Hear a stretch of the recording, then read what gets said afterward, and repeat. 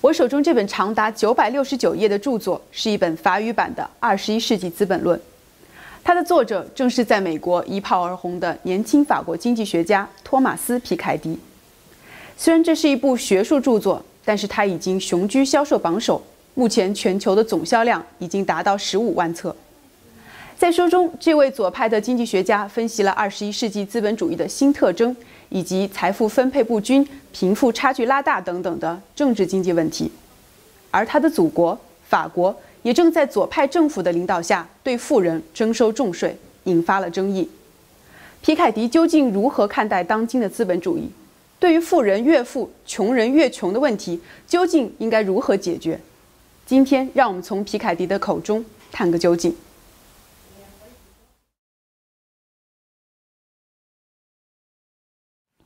Monsieur Piketty, bonjour. Bonjour. Vous n'êtes pas le premier économiste à prêter attention à l'inégalité et à la répartition de richesses, mais c'est votre ouvrage qui a connu un succès immense dans le monde de capitalisme.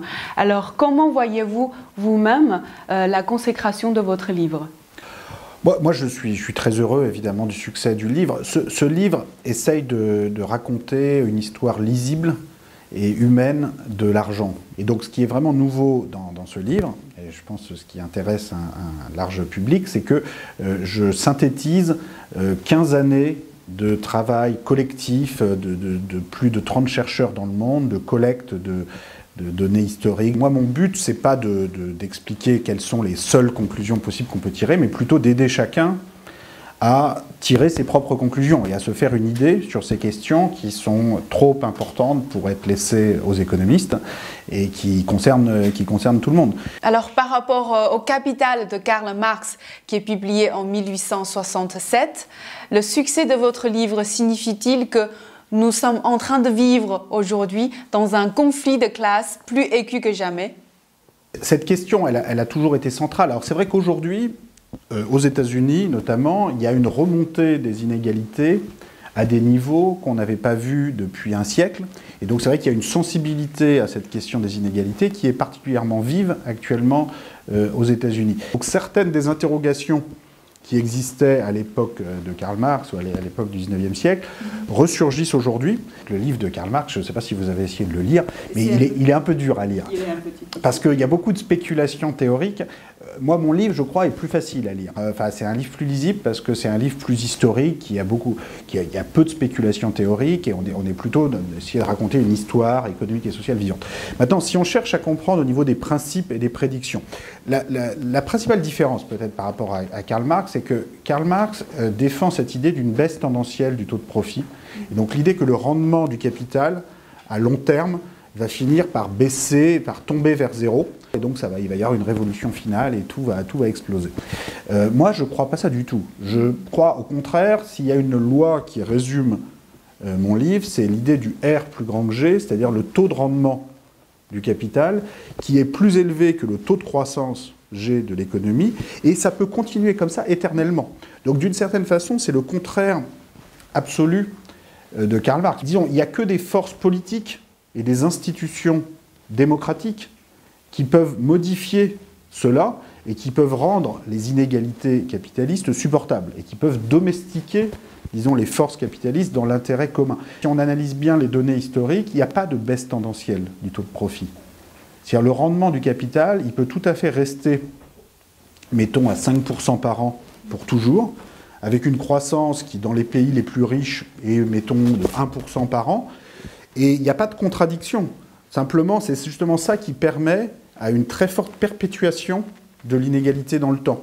Il suffit de réinvestir 1/5 de ce que vous rapporte le capital pour que votre patrimoine augmente au même rythme que la taille de l'économie.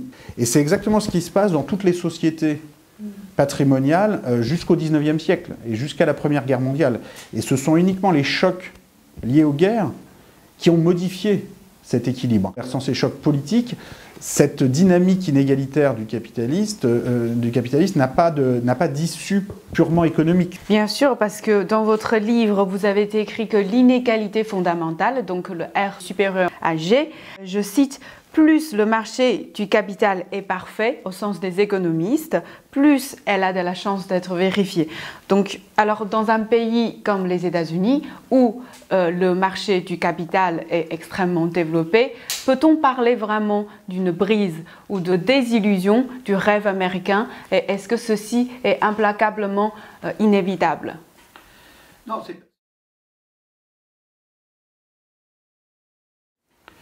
Non, ce n'est pas inévitable parce que des institutions publiques, des choix politiques peuvent permettre d'égaliser l'accès aux ressources produites par le système capitaliste.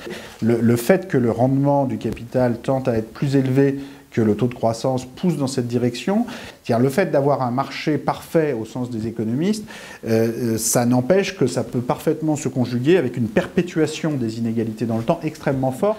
En l'occurrence, ce qu'on a comme marché du capital en face de nous et comme marché financier, c'est quelque chose d'encore plus pervers que ça. C'est-à-dire que vous avez des produits financiers très sophistiqués auxquels peuvent avoir accès des très gros portefeuilles financiers qui obtiennent ainsi des rendements très élevés, 6, 7, 8%, alors que la classe moyenne ou des petits patrimoines, vous allez obtenir à peine le taux d'inflation.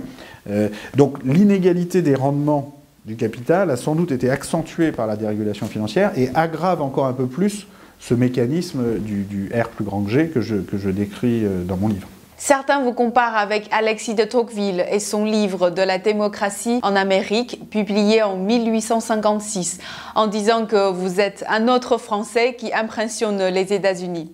D'après Tocqueville, une grande discordance de la répartition de la richesse peut menacer la stabilité du régime démocratique. C'est-à-dire que la liberté du capital ne s'accorde pas toujours avec le régime démocratique. Qu'en pensez-vous ? Dans ce qu'observe Tocqueville, c'est parce que l'Amérique étant un pays neuf, la concentration du capital est beaucoup moins forte à cette époque-là qu'en Europe. C'est-à-dire qu'il faut bien se souvenir que pendant très longtemps, l'Amérique a été plus égalitaire que l'Europe. C'est-à-dire que la concentration des fortunes en Amérique est plus équilibrée, tout du moins au sein de l'Amérique blanche, parce que si on inclut la partie noire avec l'esclavage, c'est plus compliqué. Mais enfin, au moins au sein de l'Amérique blanche, l'inégalité est moins extrême jusqu'à la Première Guerre mondiale qu'en Europe. Et c'est ce qui permet, je pense, le fonctionnement d'un système démocratique. C'est-à-dire que c'est très difficile de faire fonctionner correctement un système démocratique avec une concentration extrême des fortunes et des patrimoines. Parce que c'est un des dangers d'ailleurs auxquels font face les institutions démocratiques américaines actuellement. C'est que quand on a une inégalité trop forte, trop extrême, non seulement ce n'est plus utile pour la croissance, et même ça devient nuisible en partie du fait d'un risque de capture des institutions démocratiques par une petite minorité. Les États-Unis sont considérés comme le pays le plus développé du capacité de innover. Une taxe ne va-t-elle pas frapper leur motivation de innover et d'entreprendre? Non, pas du tout. Et la meilleure preuve que c'est tout à fait cohérent, c'est tout à fait compatible, c'est, si on prend d'abord la question de l'impôt progressif sur les plus hauts revenus, c'est que les États-Unis ont eu, de 1930 à 1980, un taux d'imposition sur les plus hauts revenus qui était en moyenne de 82% pendant un demi-siècle, de 1930 à 1980. Non seulement ça n'a pas détruit le capitalisme américain, on s'en serait rendu compte quand même, mais en fait la croissance était encore plus élevée qu'elle ne l'est aujourd'hui. C'est-à-dire la croissance de 1950 à 1980 est beaucoup plus élevée, la croissance de la productivité, l'innovation, la croissance du PIB par habitant est beaucoup plus élevée que ce qu'elle a été depuis 1980. Donc, si vous voulez, la raison pour laquelle on peut avoir cette très forte progressivité fiscale et en même temps de la croissance et de l'innovation, c'est si on applique ces très forts taux d'imposition uniquement sur les très très hauts revenus ou les très très hauts patrimoines, là où l'inégalité n'est pas vraiment utile pour la croissance. Donc, depuis les années 80, depuis les années Reagan, on a eu une explosion des inégalités, mais en termes de croissance, c'est pas terrible. Hein, c'est 1,5% par an du PIB par habitant. Donc si les 3/4 de 1,5% par an vont aux plus hauts revenus, vous comprenez que ce n'est pas un bon deal pour la classe moyenne. Et donc beaucoup de gens maintenant aux États-Unis se rendent compte que tout cela n'est plus rigolo du tout, parce que tout cela a conduit à une stagnation du revenu médian des ménages, et beaucoup de gens maintenant aux États-Unis sont convaincus que ça a contribué à l'endettement des ménages et à la fragilisation, finalement, du système financier dans les années menant à la crise de 2007-2008. Au-delà d'un certain seuil, les inégalités ne sont pas utiles et l'impôt progressif est une des façons de les limiter sans impact négatif sur la croissance.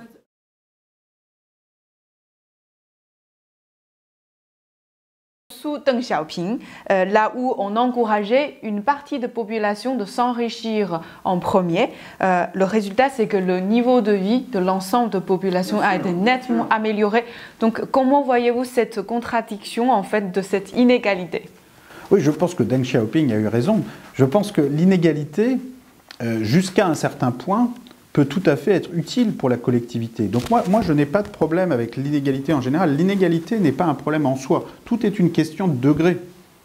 L'inégalité, jusqu'à un certain point, peut être parfaitement justifiée et même peut être très utile pour la croissance, pour l'innovation et pour améliorer le sort des plus modestes. Le problème, c'est qu'au-delà d'un certain seuil, l'inégalité, quand elle devient extrême, quand elle devient excessive, non seulement elle est inutile pour la croissance, mais elle peut même devenir négative parce qu'une inégalité extrême conduit souvent à une perpétuation de l'inégalité au cours du temps et à travers les générations, et donc à limiter la mobilité sociale.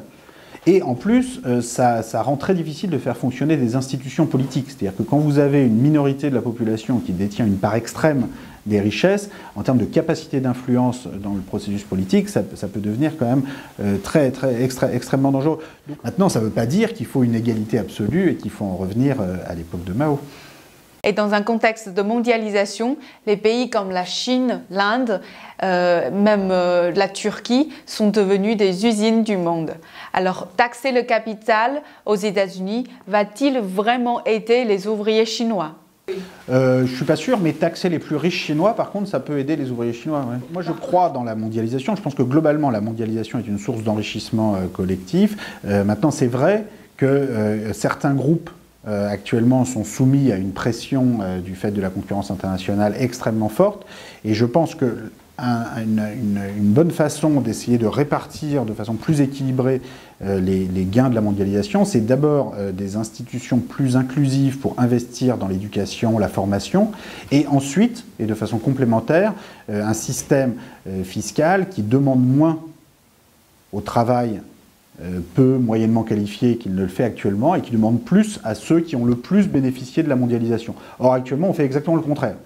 Et donc ça, si on n'inverse pas ça, je pense qu'il y a un sérieux risque qu'une partie croissante de la population considère que la mondialisation ne marche pas pour eux et soit tentée par différentes formes de repli national.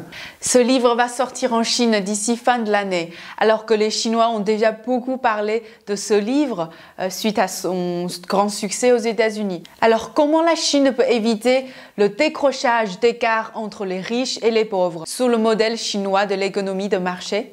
Je pense qu'on sait encore très peu de choses sur la dynamique de l'accumulation et de la concentration du capital en Chine. Les données dont on dispose pour étudier l'inégalité en Chine sont limitées. Ce que je pense profondément, c'est que la Chine a beaucoup de choses intéressantes à apprendre de l'observation des trajectoires étrangères. Les trajectoires européennes, les trajectoires nord-américaines, je pense, sont très intéressantes pour la Chine, pour penser la suite. Et je crois qu'une des leçons importantes que peut tirer la Chine de ses expériences étrangères, c'est qu'on ne peut pas simplement laisser les forces de marché, les forces de concurrence fonctionner toutes seules. Et que l'impôt progressif sur le revenu, qui existe déjà en Chine, mais qui sans doute pourrait être plus progressif, sur les très hauts revenus, et l'impôt progressif sur le patrimoine, qui n'existe pas encore en Chine. C'est un impôt progressif sur les patrimoines hérités, sur les successions, et l'impôt progressif aussi annuel sur le patrimoine, sont des éléments fondamentaux pour accompagner le développement économique. Et que si on n'a pas d'impôt progressif sur le revenu et sur les patrimoines, le premier problème qu'on a, c'est qu'on n'a pas de transparence sur les évolutions suivies. C'est-à-dire qu'on voit historiquement dans les pays européens, nord-américains, c'est que l'impôt est aussi une façon de produire de l'information, de produire de la transparence sur comment les différents groupes de revenus et de patrimoine évoluent dans la société. On a besoin d'un impôt progressif sur le revenu, sur les patrimoines, pour produire des données statistiques pour que la société se connaisse mieux elle-même et bien sûr pour pouvoir ensuite adapter les taux d'imposition à la réalité. La campagne de l'anticorruption est-elle un moyen efficace ? Alors l'anticorruption est à la fois un moyen très, très efficace, très complémentaire avec ce que je propose et en même temps insuffisant si on se contente d'évoquer cette question de l'anticorruption à partir de cas individuels. La concentration, la dynamique de l'accumulation du patrimoine au niveau de tout un pays de plus d'1 milliard d'habitants, simplement en signalant les cas de corruption et en réglant ce problème avec l'appareil judiciaire. On a aussi besoin de l'appareil fiscal. C'est-à-dire qu'on a besoin d'une forme de production d'informations sur les patrimoines qui concerne tout le monde et qui permettent en moyenne de voir comment évoluent les différents groupes de patrimoine. De l'inégalité des patrimoines n'est pas seulement due à la corruption. Bon, la corruption, c'est la forme la plus extrême de l'injustice et il faut évidemment lutter contre ça. Mais vous reconnaissez également que la mise en place font défi en termes de coordination internationale. Autrement dit, vous pensez que c'est encore faisable au sein d'un même pays ou bien d'une zone transfrontalière plus restreinte ? Je pense que la Chine est assez grande pour mettre en place ces solutions d'impôt progressif sur le revenu, d'impôt progressif sur le patrimoine, toute seule. C'est-à-dire que la Chine, justement, constitue un cas peut-être unique. Donc, il y a la possibilité, sur un espace aussi large, de pouvoir mettre en place des politiques de type impôt progressif sur le revenu, impôt progressif sur les patrimoines, beaucoup plus facilement que dans des pays européens, qui sont des tout petits pays à l'échelle de l'économie monde, qui pourraient mieux se coordonner. L'Union européenne, si on prend les 28 pays de l'Union européenne, c'est environ un quart du PIB mondial. Les États-Unis, c'est encore un autre quart du PIB mondial, mais avec des difficultés pour prendre les décisions. On voit que le gouvernement fédéral américain à Washington a beaucoup de mal à faire voter son budget, à faire voter ses impôts. Les institutions fédérales européennes à Bruxelles sont encore plus dysfonctionnelles que les institutions américaines, enfin ont beaucoup de mal, vous voyez bien, même pour lutter contre les paradis fiscaux en Suisse. La seule chose en Europe qui a permis de faire avancer un peu le dossier ces dernières années, ce sont les sanctions américaines contre les banques suisses. Mais les pays européens n'y arrivaient pas. Donc la Chine, par rapport à ça, a l'avantage d'avoir une organisation politique peut-être plus centralisée et qui permet en principe de coordonner des formes d'imposition progressive des revenus et des patrimoines, avec aussi des formes de contrôle des capitaux et de transmission d'informations sur les flux de capitaux qui vont avec, pour pouvoir imposer correctement les uns et les autres. Justement, qu'en pensez-vous de l'intervention de l'État dans le marché en Chine ? La Chine invente une voie d'intervention de l'État dans l'économie qui n'a jamais été expérimentée avant la Chine. Donc la Chine est un cas unique à elle toute seule. Et je me garderais bien, moi, de tirer des conclusions sur là où va la Chine. Je pense qu'il y a différents mélanges de propriété publique et de propriété privée des entreprises qu'il est possible d'inventer et que la Chine va peut-être pouvoir inventer des mélanges auxquels les pays occidentaux ont renoncé. Parfois, peut-être ils ont eu tort d'y renoncer. Peut-être qu'en fait, il y a un mélange entre propriété publique, des entreprises propriété privée qui peut très bien fonctionner à long terme et que la Chine va inventer. Maintenant, je pense que ces modes de propriété publique et d'intervention directe dans la production ne doivent quand même pas faire oublier au gouvernement chinois que les modes d'intervention sous forme d'impôts progressif sur le revenu et sur le capital reste absolument indispensable. C'est-à-dire que quoi qu'on fasse sur la propriété publique des entreprises, on aura toujours de toute façon un secteur privé relativement important en Chine, même s'il n'atteint pas 100% de l'économie, il est important. Les patrimoines privés prennent une importance aujourd'hui en Chine considérable. Les prix de l'immobilier dans les grandes villes ont énormément augmenté. On a des difficultés d'accès à la propriété immobilière pour ceux qui n'ont pas de patrimoine familial qui sont considérables. on a une importance des transmissions familiales de patrimoine en Chine qui deviennent quand même assez étonnants pour un pays qui a un idéal communiste. Se retrouver avec un poids de l'héritage comparable à celui des romans de Balzac, c'est quand même quelque chose d'assez étonnant. Et je pense que pour réguler tout ça, l'enregistrement des patrimoines individuels, l'imposition des successions et des donations, afin de réduire l'impôt demandé à ceux qui n'ont que leur salaire et qui n'ont pas d'héritage, et qui n'ont pas de patrimoine hérité, et qui n'ont que leur travail pour essayer d'accumuler quelque chose, je pense que c'est indispensable. Je pense qu'il faut trouver un équilibre dans un système d'imposition juste entre combien on demande au salaire, au revenu du travail, et combien on demande au patrimoine qui ont été transmis depuis la génération précédente. Et que si en Chine on ne trouve pas un équilibre entre ce qu'on demande aux uns et aux autres, je pense que ça va être très difficile de faire un consensus social, national, sur la répartition des richesses.